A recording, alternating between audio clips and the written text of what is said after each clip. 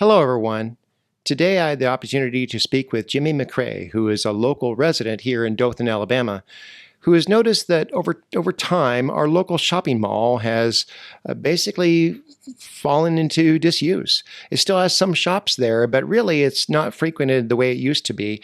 And due to his view, due to the neglect of the current owners, it's become something of a nexus for crime and misbehaving, individuals.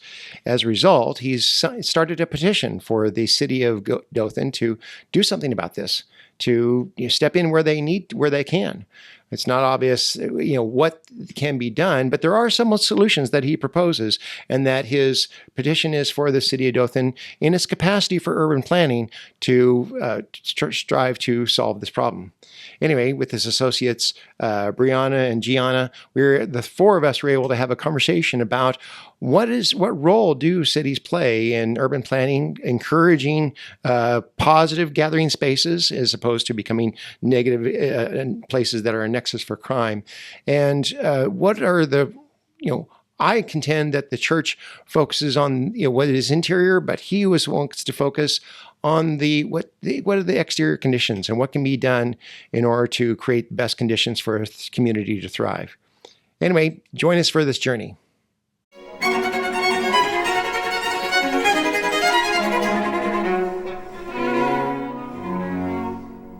Thank you for coming to talk to me. Yeah. The goal when we started the podcast here is really been to just be a place to create good conversations. I think that any church in the community, if you're really trying to have a positive impact, you're trying to facilitate conversation between people. The old adage, seek first to understand, then to be understood. Yeah.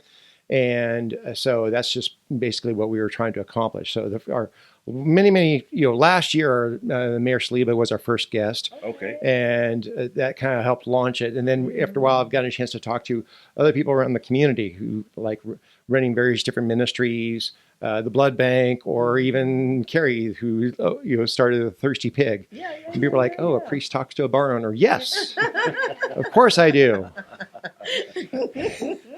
But we wanted to be in. All these conversations have really been interesting for how they kind of touch on one, the person who's doing something locally, and why the people got out of care. Gotcha. Right. So that's my perspective. Gotcha.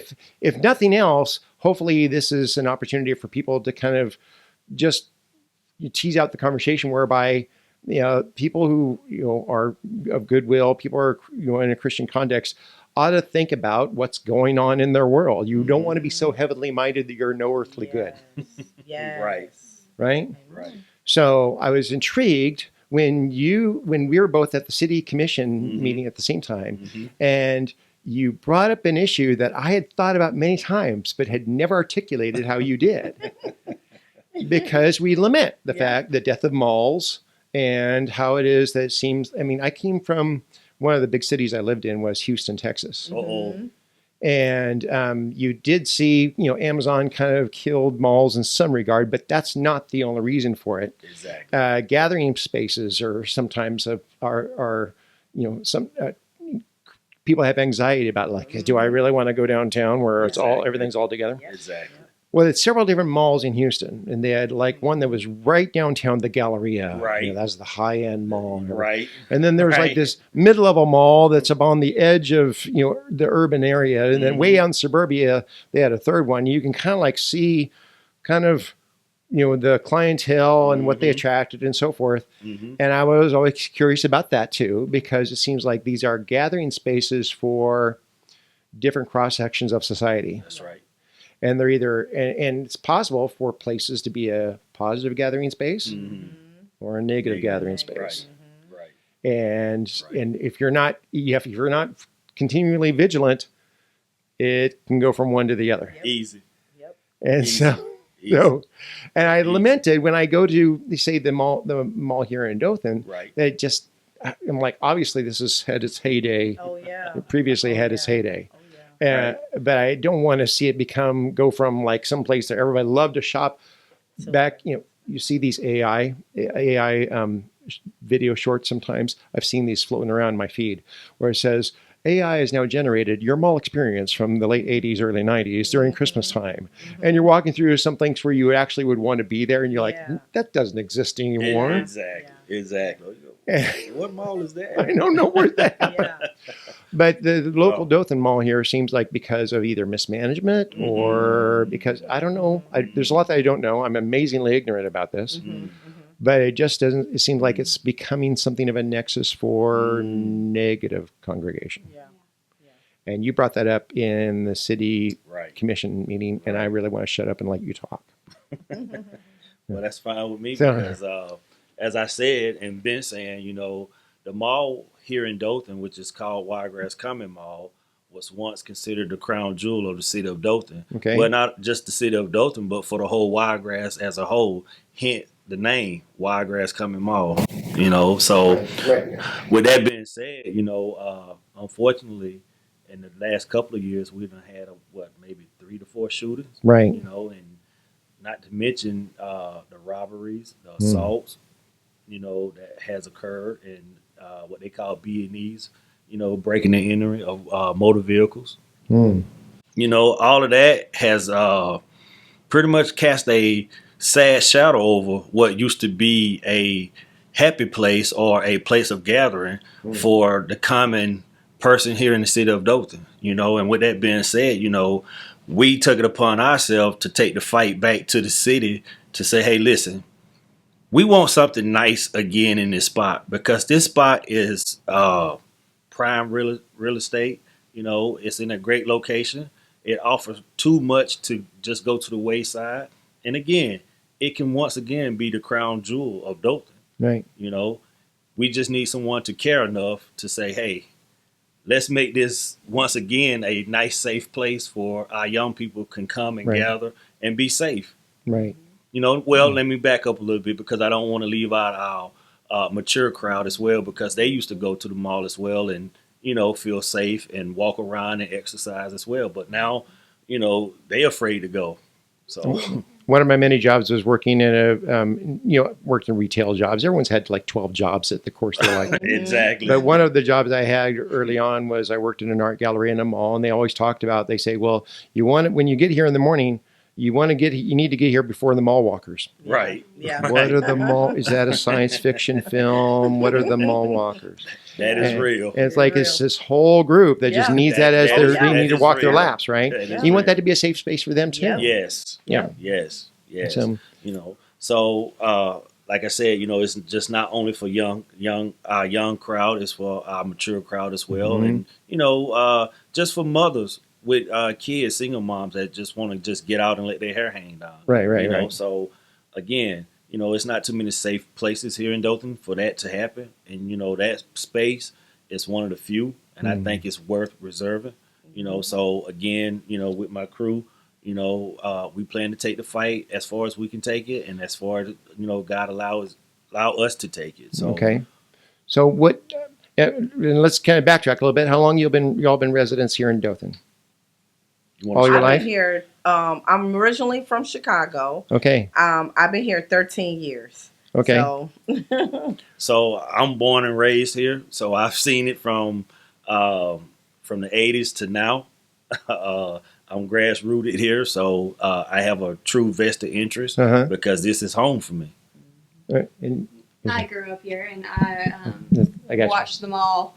You know, I saw the glory days before the recession, before everything. And then I moved away for college, came back, and I was like, where'd them all go? You know? Oh, yeah. So it's definitely hit close to home for me. Have you seen, this is going to date me. When my kids were little, we saw the movie Cars. Yeah. Pixar. Yeah. And there's this tear-jerking moment where they talk about how, you know, Route 66 went through it, and the interstate went past them. Yes. And so now it basically left their, you know, what used to be their town became the ghost town. Yeah. That happened to my hometown way up in Northern California. Oh, And, okay. I mean, I'm Northern California. Right. We get very offended when people in San Francisco say that they're in Northern California. No, you ain't. You're the northern tip of Southern California. See, you'd have been down south for a minute. I hear you talking about no, you ain't. Oh, exactly right. So no, that's what happened to Reading, where I grew up. Right. Is that, you know, the downtown mall? That was where Santa Claus was. That's where all the shopping was. Yes. And then Interstate 5 and a new mall was formed over on the side. And basically downtown became a ghost town area. And it became kind of an attractant for places where you didn't want everything to happen. Right. And so I haven't been back in many years. There may have been some revitalization efforts, but the simple fact is that, I mean, when that management and all those stores, and it just wasn't the commercial hub, it seemed like it fell out of sight, out of mind. Right.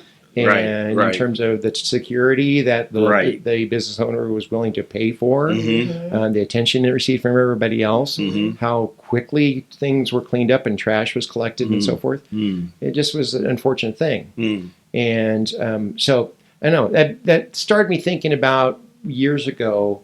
I had heard this broken window theory. Right. If you're familiar with it, that sociological explanation for, that we can't. That I think I really saw it talked about out of Detroit, when Detroit realized that the more derelict buildings are left unattended, it becomes kind of an attractant for more misbehavior.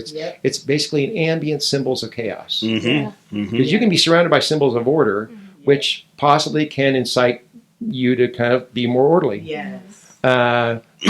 Versus if you're surrounded by vestiges of chaos, case in point, if you've traveled abroad, you know that garbage collection is one of the first indicators of the first world. I mean, it's like we just have this expectation that someone's going to come over and pick up our garbage. Right. And you go to some areas of the developing world, and that's no expectation at all. Everywhere. And so you yourself may be the most clean freak in the world. You may be very conscientious about always throwing away your gum wrappers and everything like this. But when you're there, do you have the same habit then? So I mean, if you travel abroad, like I would never litter here, because here I am in maybe a clean space because when you litter, it stands out. And boy, I really feel like a horrible person. I littered in a clean space. But if I'm, say, in Peru or Mexico or whatever, someplace in the developing world, and trash is everywhere, am I going to go looking for? Am I going to be walking 100 yards to find a garbage can? No, because it's acceptable. So you have these and these conditions of chaos that. I'm sorry, I don't want to interrupt you. No, I was just going to add on to what you were saying. Because again, we don't want people to think that it's just us against the mall, because it's us against really the whole atmosphere of violence here in the city of Dothan. And to speak on the climate of what you're talking about, when you drive around the city of Dothan, you see that some parts of it is what you said, full of trash and just look deserted and like, oh my God, do people really live here? Right. And I've always been a strong proponent of, if you treat them and they live like, and I'm not calling anybody any kind of names, but if you treat them like rats, what do you expect them to act like? Because a desperate person would do desperate things, and it's about not giving nobody anything, because people always say, oh, you just want to give people. No, I don't want to give people nothing. Okay. I always believe in earning what you get. Okay. But I also believe in giving you a fair shot at being able to earn it. So it's about giving the opportunity. And showing folks the better part of life, because if all you see is negative, that becomes your norm. And what's normal to you may not be normal to the rest of society. So when you step into the other part of society with your norm, people kind of looking at you like, what did this person come from? Like, wow, who, what, But again, to that person, he looking at the other people and going, why y'all acting like that? Again, that ain't normal. So you got two words colliding, and it's all because of misunderstanding or somebody was left out. I had a friend. I had a friend back in California. He was a good friend of mine. We grew up in different scenarios, different systems, but he used to say, Aaron, you're so white. What do you mean? He's like, I'm not talking about your tan. I'm talking about you just go into areas. Now, every time you're thinking about the fact that you stand out like a sore thumb. And just like, so just tap that down a little bit if you could. Try to just be at least a little self-aware. I guess I understand. I get you. I appreciate that. But you're right though, in that the sense of there is when we talk about misbehavior in our area, there is a sense in which that is response to conditions. That's right. Like I said, am I the same clean freak here? That's right. In the developing world that I am here. Right. But how much of that there? So there's an exterior condition side of that. How much there is an interior side of that too? I think that there's a place for the church because we're our target. People, sociologists, anthropologists, government officials, they're always trying to deal with the exterior factors. In the church, our target is always the interior. Right. We're laser focused on the heart. Okay. And our view is, and this is, I come from this perspective. You're familiar with the shopping cart theory, okay? Right? Shopping cart theory is, it's the best indicator of people's self-governance, right? Because you go across the shop, the parking lot of Publix, and the person who returns their shopping cart is the person who's more likely to be self-governing because there's no reward for returning your shopping cart and there's no penalty for not doing it. They're just doing it because they have this sense of wanting order in the world. Right. That self-discipline. Awesome. And so they're self-ordered in a sense. So that's a heart issue. You're not being fined at Walmart or Publix because you didn't return your Right. Okay, Aldi won't give you your quarterback, but but at other stores, you're not penalized for not returning your cart. You're not rewarded for getting it. So there's no exterior incentive. It's all internal drives. Apart from maybe not wanting it to bang your own car, but there's all internal drives to return your shopping cart.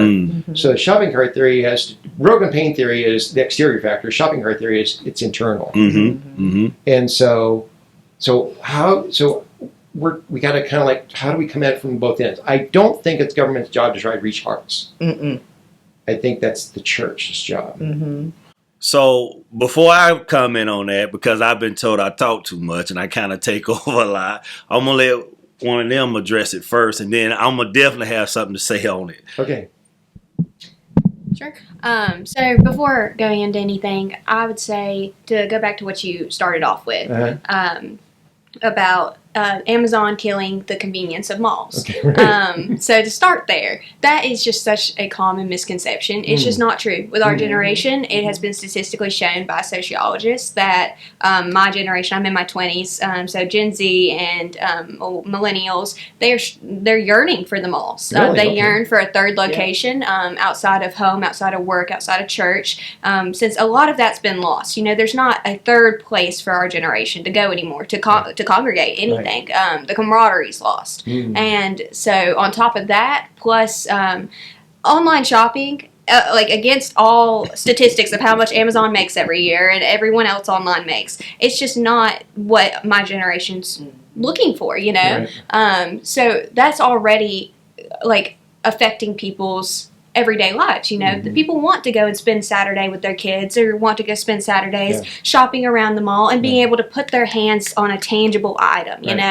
and so it's already starting a little piece of something starting in everybody, and it's being able to bring together how all of us feel. We all missed the mall, and now because we all unitedly missed the mall, is okay, it's a little start in somebody's heart, and now it's being able to get everyone's heart together on it. So like you said, going back to the church 100%, the church being able to get to a mass amount of people's hearts is mainly our goal with it as well, being able to hit the masses. I'd really like to echo what you said there, because all of our research suggests that the third place, I think it was, sociologists have described the first place as home, second place is work, and the third place is your voluntary association. And so for us, we felt as though somewhere along the line, the church lost their role as the third place.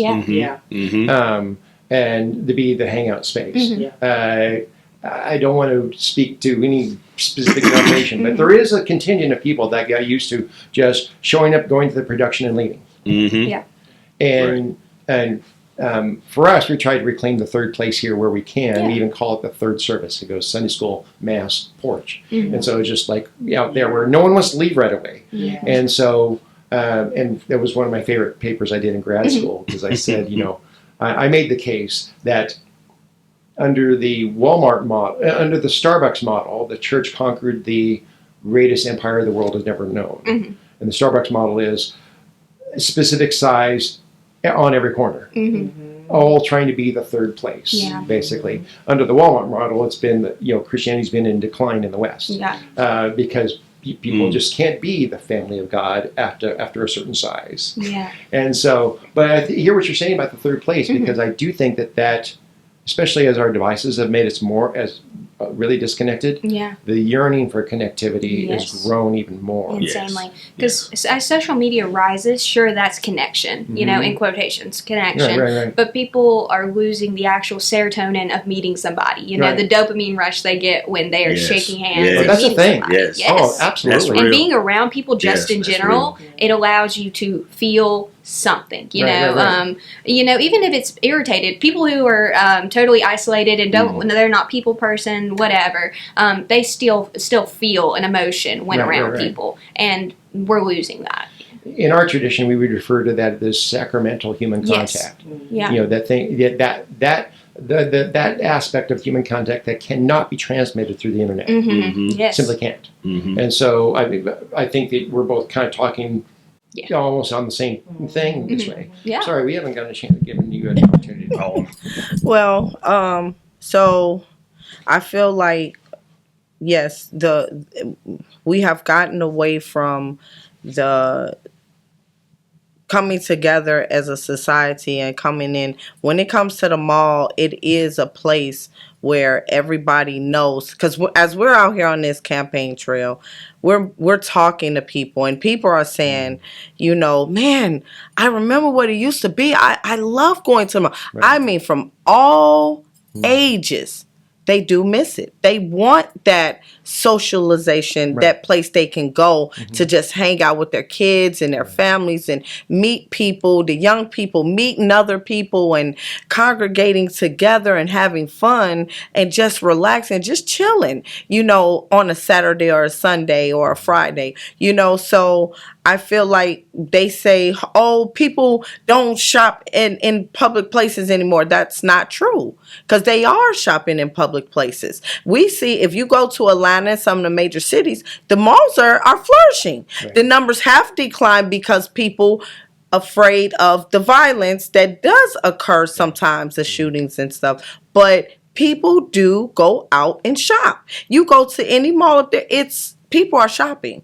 They're going inside the malls, and not as a mass number that it used to be, but it's still a good number of people. And I believe here, if we were to get our mall back in shape and revitalize our mall, I know the people are going to be there. Women and men, I've heard the testimonies. I've heard the stories. I've heard, the appeal to say, hey, we do want our mall back. We want to go back there. I would love to go back if they were put the stores back in the mall and revitalize the mall. I will shop there. I loved it, what it used to be. So to say, people have gotten away from it or people don't want to, that is not true. It's just what I feel the mismanagement and ownership has done and allowed the mall to succumb to, because if they really invest into the mall, people will come.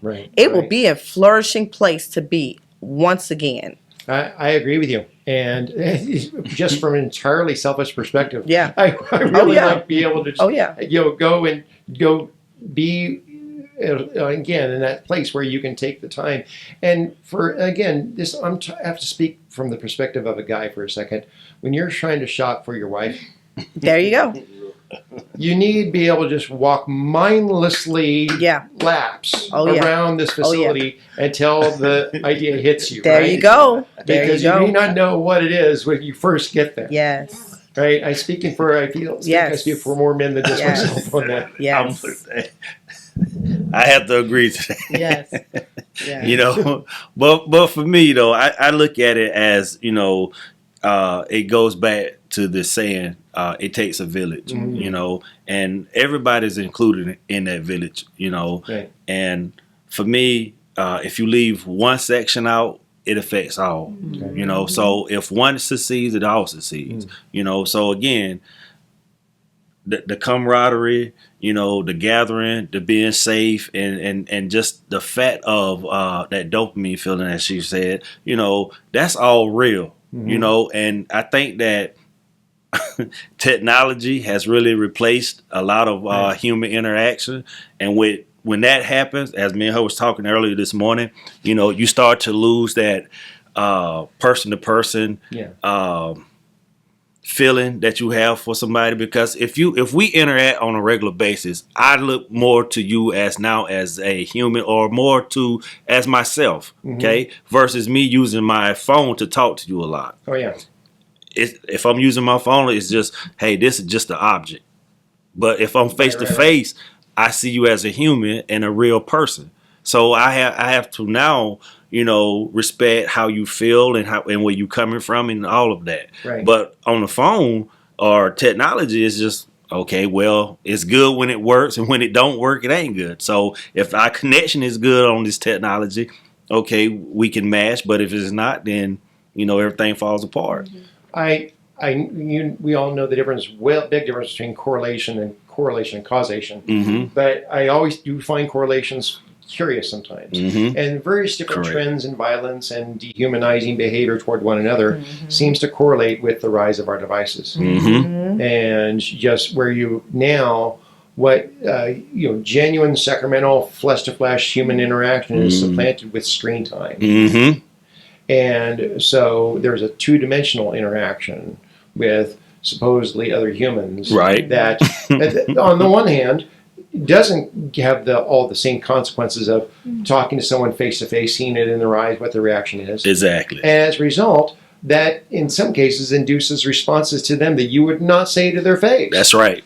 That's right. I mean, you spend any time online, you realize, oh, that's why the doctrine of hell is still alive and well, because you go, because somehow, in some interpretations, an interpretation of hell is being forced to sit there while all your tweets are read aloud in front of your mom. Right. Right. You know, you have to suffer the embarrassment of that. Right. You're like, well, I didn't think it was. Yeah, you were talking to an actual person. You did that, and your politeness dropped sharply.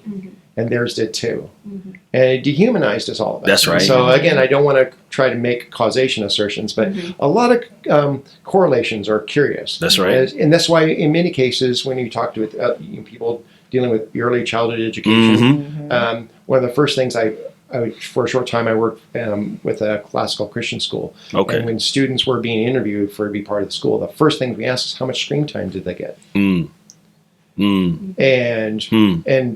for a long time, parents that were using their tablets as babysitters for their kids would argue over what are the best apps for them to use, was it more educational, whatever, and no one ever stopped to think, going, that's like saying, you know, is this, or you're playing with this alligator, your child's playing with an alligator, how well did you decorate it? Right. Like they're all alligators, right? Right. There was all this, the danger actually was the fact that they were staring at a screen all that time. And it was rewiring their mind to, you know, in a dehumanizing fashion. I don't know. Yeah. I'm a little biased that way because I'm old and grumpy. Yeah. So, but now for yourself, and so I don't know what that has to do, or what are the ramifications with what you're talking about with the city. Possibly, if it's your petition is for the city to take ownership of the mall. Well, it's not to take ownership. That's not the only part. So it's three components in it, and the first one is we ask that the city force the mall to hire well-armed, trained security for the entire property of the mall. Okay, and the reason for that is because if you have security just on the inside, well, what about the outside? Right, that's where the gathering space is. Exactly, things do happen. Right. And then if you have it on the west side, but on the east or north and west side, well, you just got a blind eye. Right. It defeats the purpose. Yeah. So we request that they have it for the entire mall. Okay. The next part of it is that we ask that they hold the mall accountable for anybody that's injured while on a property due to any acts of violence because the lack of security. Okay. You know, now let me just make this clear. We do know that nothing is absolute. Okay. Meaning sometimes things will happen. Okay. So we do know that if you have security that's well armed and well trained and highly capable of handling situations, that it is a great deterrent. Okay. It meaning less likely that somebody will come on there and say, hey, let's go shoot up the mall, or hey, this is a good place for us to fight or rob somebody, because they understand that the justice is swift and it's immediate. Okay. It's no delay. Right. You know, and again, I'm not picking on Dothan Police Department because I used to be a police officer. But I do know that they can't do nothing until they get a phone call. Yeah, we also don't really want an omnipotent and omnipresent police force either, do we? Well, that's right. We want more people that are putting their own shopping carts away. Exactly. So I say that to say, you know, those two things are what we're really asking for. And also, if the mall say, well, we're not going to do any of that, you know, we just going to let it keep doing what it does, which is rot, and hey, that's y'all problem. So then we asked the city to step up and do what they did to other private businesses that has been labeled a nuisance to the city, okay, which is pull a license. Therefore, they can't do business in the city of Dothan, and possibly at that point go through the courts, because eventually we know it has to go to the courts for the city to actually take ownership. So we asked that they take that and those steps, because once again, if the city does that, then the city can turn around and say, okay, now that we have this space once again in our custody or in our ownership, let's ask our citizens on what they want to see here, instead of us saying, hey, well, we just going to put whatever we want here. Right. Because it's the citizens that has to patronize whatever they put there. Okay. So let them be included in what goes there. You know, therefore, as she said, you know, it could once again be a gathering space for the city of Dothan. I know that. I'm sorry, you're going to say something. Yeah, sorry. I'd like to put it on a huge macro level. You know, at a state level, Alabama, it's Alabama the Beautiful. We've heard that our entire lives. It's been our state slogan forever. And you drive past a million signs every day. Keep Alabama beautiful. You know, make Alabama beautiful again. And if we're not doing it on our city level, the church itself, every church does its own for the community, you know, raises money however they can, helps with different projects, everything they can. The city is doing a lot, adding the parks, you know, the new Porter Park, stuff like that, making the libraries a better place. Why are we not making the largest place in the city, you know, commercial real estate wise, a better place again for the community? Bringing in the jobs, bringing in the businesses, allowing, you know, high schoolers to have their first job at the mall again, you know, being able to work at the pretzel stand. You know, that's losing an art almost, you know. Like you said, everyone has 12 jobs in their life, in their lifetime. We all have. We all need that retail job. Really straightens us out. And so to put that on the biggest level, the transparency that we're not receiving from the company is making us have such a huge disconnect, you know. The disconnect between the city and what the people are asking for is hurting, you know. It's just a huge disconnect of transparency, and why we should know how much they're paying in taxes, you know. For example, if they're the biggest commercial estate in the city, where's that money going? Is it going to the roads? Is it going to the education for the school system, which we all need? We really need. So it's stuff like that where we need more transparency. Yeah. My before I did this, I was an archaeologist. Yeah. And my research was focused on ancient urban planning. Wow. And so, because I would look at basically the urban layout of an ancient city and what they had dedicated to what. And what I'm finding is that, you know, America, in the United States, our culture, a lot of the assumptions we have is that property rights are absolute. Right. Right. So, man's home is a castle. If someone owns a property, you know, everybody needs to just stay. They can do with what they want. However, it is also consistent across centuries that urban planning gets to be decided based upon the social contract of everyone living in the same space. You know, being able to be within close proximity to a market, being within close proximity to ritual spaces, have the benefits of those, all the different types of wastewater runoff and gathering spaces that you have within urban planning. I did this I looked at a lot of urban places of ancient Mexico. And so cities, in part of the urban prerogative is you get to decide whether something is a positive nexus of activity or a negative nexus of activity. And so there's something of a dance there between those type of urban choices and the sacrality of property rights that we have in the West. I don't want to diminish that at all. People are like, you communist? What are you doing? No. I'm not diminishing the importance of property rights. However, part of our benefits of being within an urban setting and having the police, fire, roads, water, and all those other benefits that a city's supposed to provide is part of that urban planning prerogative of saying, is this the right type of nexus or locus of activity that we want overall. And so I'm not exactly sure what the solution is on that, but I do know that the people of Dothan do have a say. And for that very reason, they ought to be able to have a petition and be able to come to and say to the city, fix this, because you're part of my research was looking at sacred spaces. Particularly in ancient, in cities of ancient Mexico. And sacred spaces are areas where people gather for ritual spaces. And if those spaces were no longer available to them, did that actually contribute to societal collapse in some ways?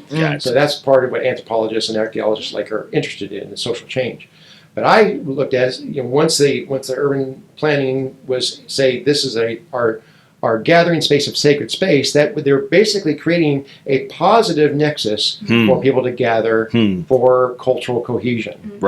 If that's not available to them, there can be cultural disintegration because of it. But if you don't provide the positive gathering space, what are you doing? You're not actually facilitating that close-knit community, and you're going to have possible, cultural volatility and collapse.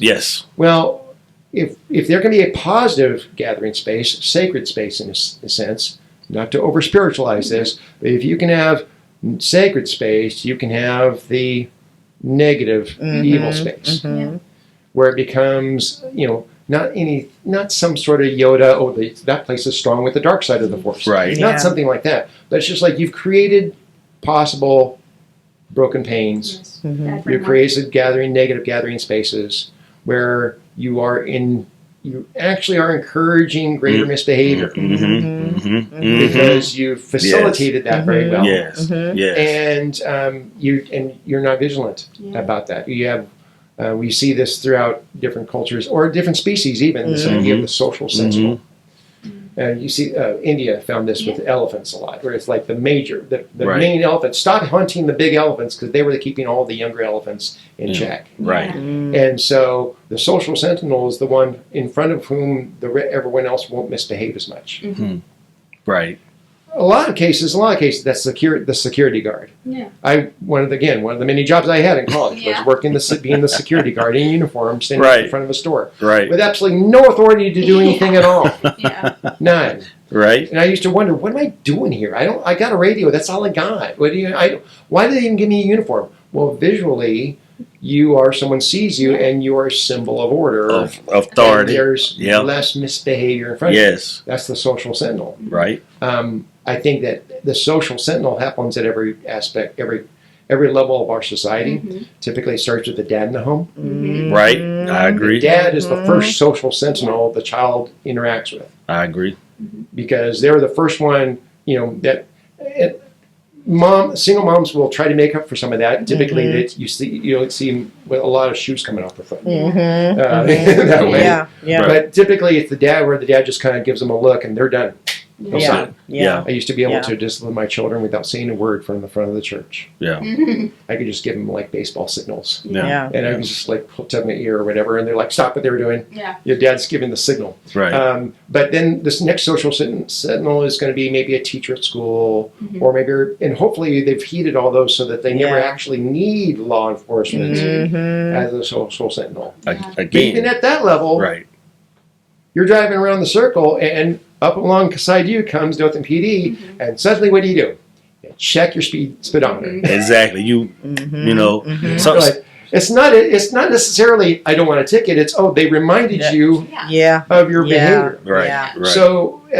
So in the mall space, in that type of negative gathering space, if we're denying them social sentinels, if we're creating them a space of chaos, Mm-hmm. these are all things that the urban planners should kind of look and go, oh, that's something we can do. Mm-hmm. We can We- actually have a role there. Well, we actually did it for downtown. You know. Yeah. That's true. That's I mean, Yep. you know, a lot of people like to pick at and poke holes at downtown, but somebody decided to say, hey, this is worth saving. This is worth drawing the people here and keeping them safe. So why we can't do the same thing for another crown jewel of the city of Dothan? Yeah. You know, when I first moved here, people warned me about walking around downtown. Mm-hmm. I don't experience any of that. I Yeah. think they're describing a previous downtown. Yes. Proud. Yep. You know, Yep. but not the downtown. I don't experience Not the that one. downtown that you know now. Right, exactly Okay. right. Now maybe I'm gonna say maybe what 10, 15 years ago, maybe. Wow. You know. Yeah. Yeah. So- Foster Fest. Exactly. You know, when that all went down, they were like, okay, no more downtown. You know, no more businesses, no more restaurants, and now we're seeing the revitalization of all of that. Right. We're seeing the new cool restaurants come in, the bookstores, Yeah. the everything. You know, allowing people to Mhm. go downtown. Mhm. So if we have a huge space bigger than downtown, you know, that's Yeah. 2 blocks put together. Why should, even if it's not for retail, you know, Right. even if it's Mhm. not for anything, we can Yeah. at least repurpose it into something else, good for the greater good of the people. That's right. You know, That's right.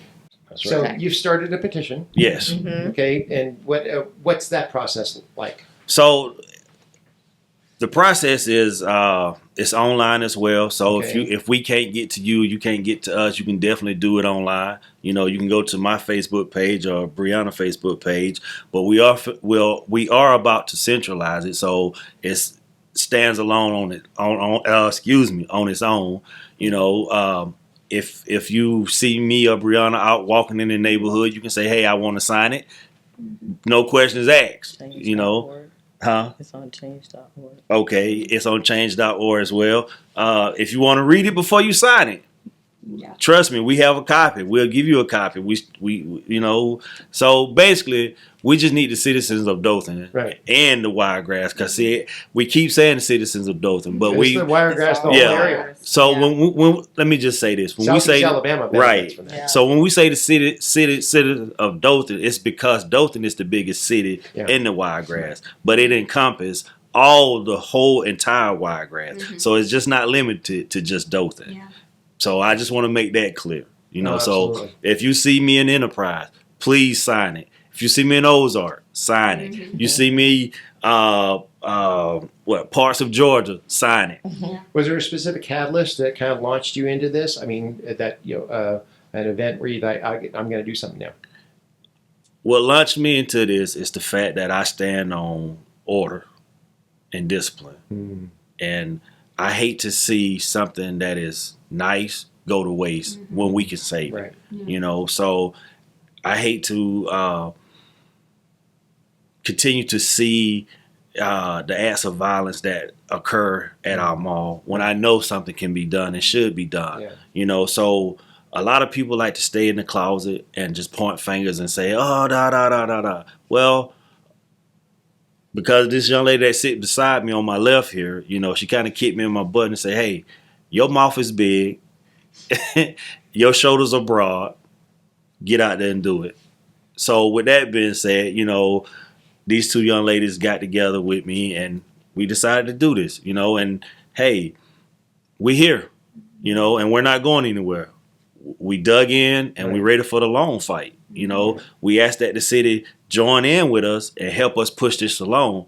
But if the city decide to continue to sit on the sideline, we are ready to do this as the citizens of Dothan, because as I tell everybody, it's we the people that has the power. Okay, even though we elected city officials to do a certain job, if they refuse to do the job, we the people have to do the job because we the people are the ones that are mostly affected. Right. I mean, the inertia of politics is such that nothing changes unless people demand it. That's right. That's right. That's it. That's right. That's right. So no, I appreciate you bring this up because that's a good example of the people taking charge of their area and not just sitting back and pointing fingers and just going, oh, gee, sure, wish someone would do something about this. Yeah, how about you? Yeah. So exactly, that's it. You know, and that's where it came from. Exactly. You know, because like somebody need to do something. Right. Exactly. Let's go. It's a great line from the old movie, Aliens. If you're familiar with it, where Sigourney Weaver walks up to the sergeant and says, "I don't feel like a third wheel around here. Can I? Is there anything I could do?" He goes, "I don't know. Is there anything you could do?" Yeah. You mean yes? You can get to work right away. Yeah. I do that to people all the time. They're like, "Is anyone doing this at the church?" I said, "I'm looking forward to your ideas." What? That's right. Yeah. So if anyone wants to help, we welcome. Yeah. Just understand that.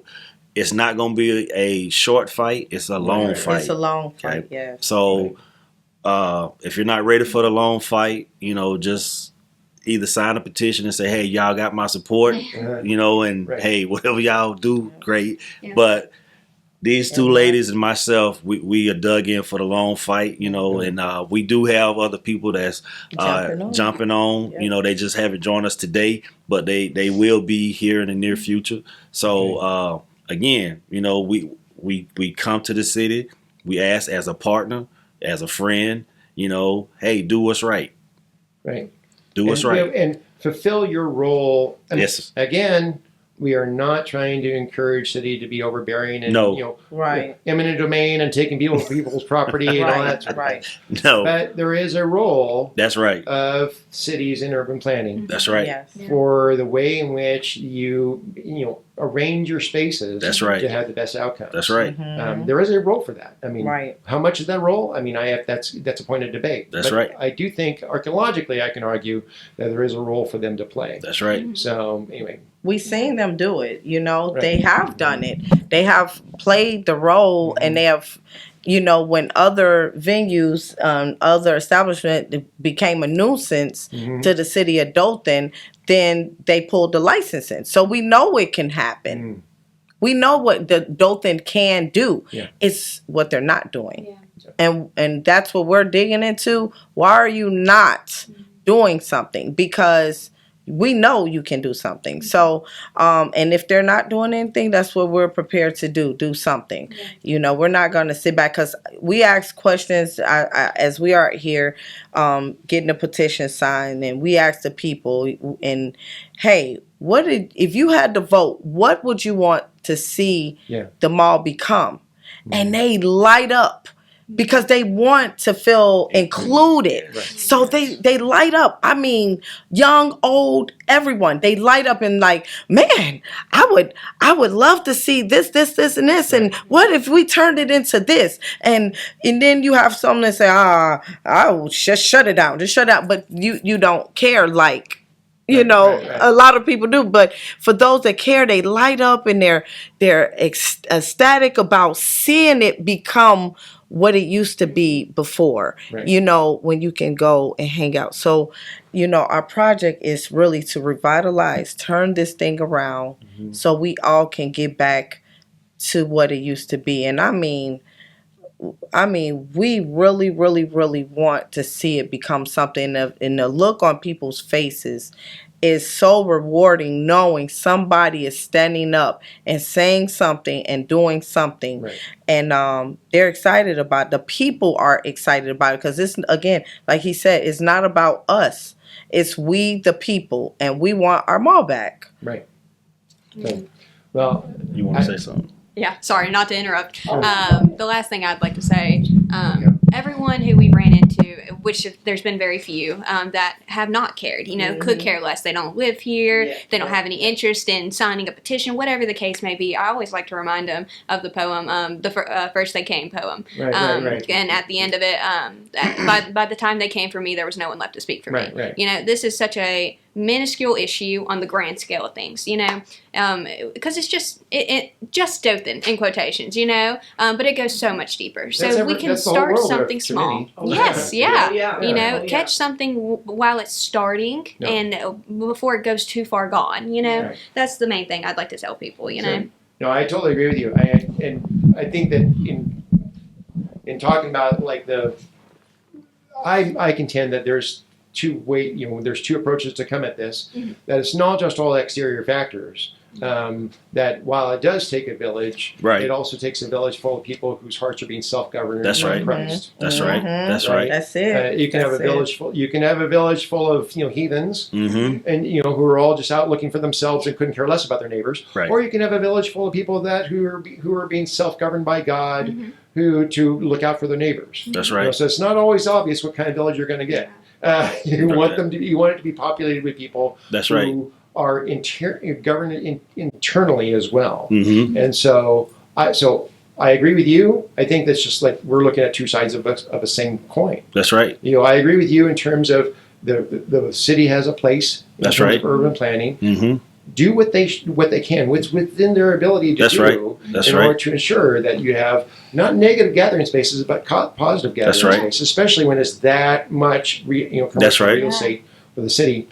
We continue to kind of have our side of the coin. That is that you could have a great looking mall and it's still populated by people who aren't self-governing. That's not going to work either. And so we still want to target, kind of change hearts as much as we can, person at a time. So that's why I rode once with the Dothan Police Department. One shift so far. We can do some more. But it was a pleasure, and I was kind of learning the community. I was everywhere I go to a town, I always ride with law enforcement. It kind of allows me to learn the community from their perspective. That's right. And so he was driving through areas, and he says, Dothan isn't a place that has just one bad or good side of part of town.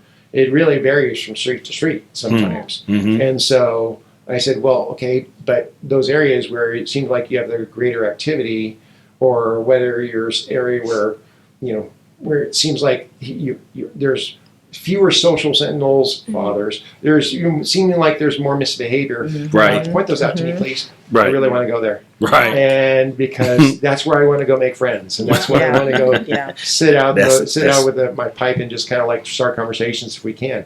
Because the church has always got to be focused on hearts as well. That's right. So. But thank you so much. I really appreciate you coming and talking to me. I wanted to hear this whole perspective because, again, hearing it in the city commission meeting, I thought, that's going to be an interesting conversation. I really wish you all the success. And, in terms of, city governments and city council, city commissioners, these are people who have limited, whose mental real estate is not unlimited. That's right. And so there are certain things they may be focused on this and not think about, they may focus on ABC, but not think about XYZ because no one has pointed out to them saying, hey, this is something you can do. And then now that draws their attention. So thank you very much. Hey, we thank you for allowing us to come and share the story because again, it's been far too many shootings at that mall, and again, it's not limited to just the mall. Okay, this is something that's citywide, but we started at the mall because again, the mall is such a focal point, right, for the whole city. So again, on behalf of these young ladies, we want to say thank you for letting us come and share our story. Absolutely. And hopefully we'll be back later to tell you the success of it. I'd love to get some progress about that. I'd love to have a conversation again about how that went. Definitely. And I mean, and in a future conversation, let's talk about, if we could, why is it that we have kind of that type of violence in Dothan? Has it always been so? Were there changes over time? Again, I rode with law enforcement in Dallas, Houston, Orlando, and then here. And somehow it took moving to Dothan, Alabama to finally see the action. because Yeah. Wow. because nothing ever happened when I Yeah. wrote Wow. Dallas PD or Yeah. Houston. Nothing ever happened, and all of a sudden I write with Dothan, and finally we finally had a guest. Who we had a gentleman that we needed to taxi to the Dothan jail, and I met all those personnel there, and met the Right. fine people at the Houston County Yeah. Jail as Right, well. right. Made a lot of new friends that way. And but how is it? So it's like, is Dothan experiencing culture change? Yes. Anthropologists are very interested in culture Yeah. change. Yes. And so, is experiencing culture change? Was it always like this? Are the numbers steady? What's the difference between public perception and say? Because I think I saw something on the news about, is it Chief Benny? Yeah, Chief yeah. Benny? His assertion was that statistically crime is considerably down, 22%. right? Yeah. But of course, the perception of others is. Yep. That's Yep. different. That's Yep. different than public Yep. perception. Yep. Is that social media thing, or is that just the statistic that he pulled Yeah. at the time? Yep. I don't know. Yeah. I have to admit everything I don't know about this. Right. But I am curious because if we're going through some sort of change, Yes. and here we are, right, in the midst of that. Yes. What I want to know strategically, if we're able to have a good impact. Yes. We're in the trying. midst of all that. Yes. Yeah. Yes. So Yes. Again, it's going to take everybody. Right. Yeah. It's not just us. It's the church, schools, city officials, citizens. It's all of us. Right. It takes a village. Yep. a village full of people self-governing. That it Yeah. is. Yep. I mean, it does.